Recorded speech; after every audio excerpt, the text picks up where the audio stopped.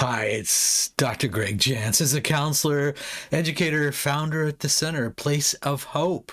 We're celebrating 40 plus years of changing lives for good. I have a brief message today. Spaces, healing spaces.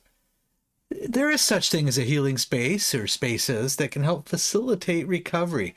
This is particularly important when there's trauma. That's why we're so selective about how we do our spaces here in our offices and our housing that we have.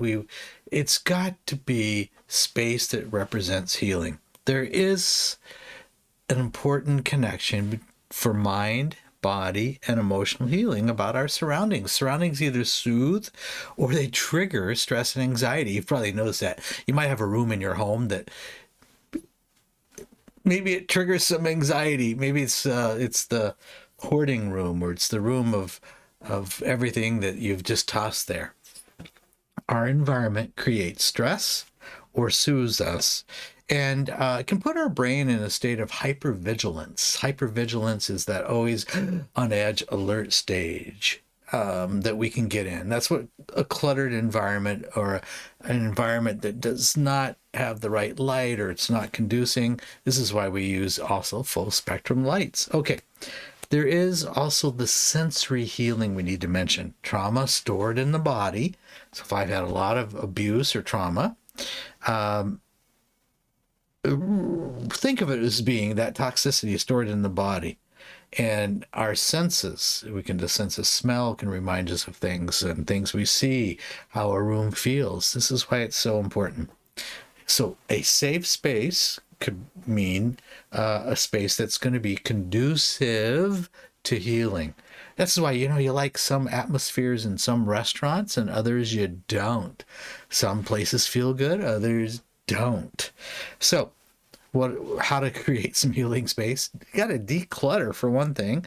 A tidy, clean, physically clean environment can help reduce stress and promote actually mental clarity. So sometimes we need to go through and remove objects that remind us of painful experiences and replace those with positive items.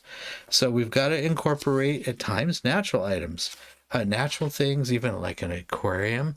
So we have a room with an aquarium. The pictures, a natural environment can bring, even plants can be important. Natural light, even nature sounds. All this is a part of a healing environment. So also color and texture. So there are some rooms you walk in and they're bright red room, and it's not a room that's conducive to healing. It feels a certain way. So engage our senses in a positive way. The sight, what we see, sound, what's the music, the scent. Every room has a scent, and touch. Do we have soft things, soft blankets, or objects that are positive for us? I have a globe, I've got an award, and I have a couple things that have been given to me that mean a great deal. Those would be anchoring points, items that anchor. So think about this, extend it into our workplace. Now, maybe there's only so much you can do in a workplace, but as you create healing environments, you can foster an emotional stability. It feels different. So, and I think we would need to remember the digital healing space. If you take a look, by the way, at our website, aplaceofhope.com, look at aplaceofhope.com. You'll see a lot of nature. I'm looking out my window. You see the majestic mountains. You see the water. Our setting is important.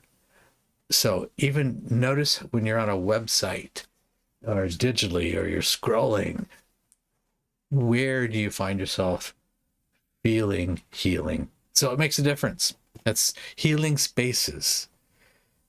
And that's why we're very sensitive to this here at the Center, A Place of Hope.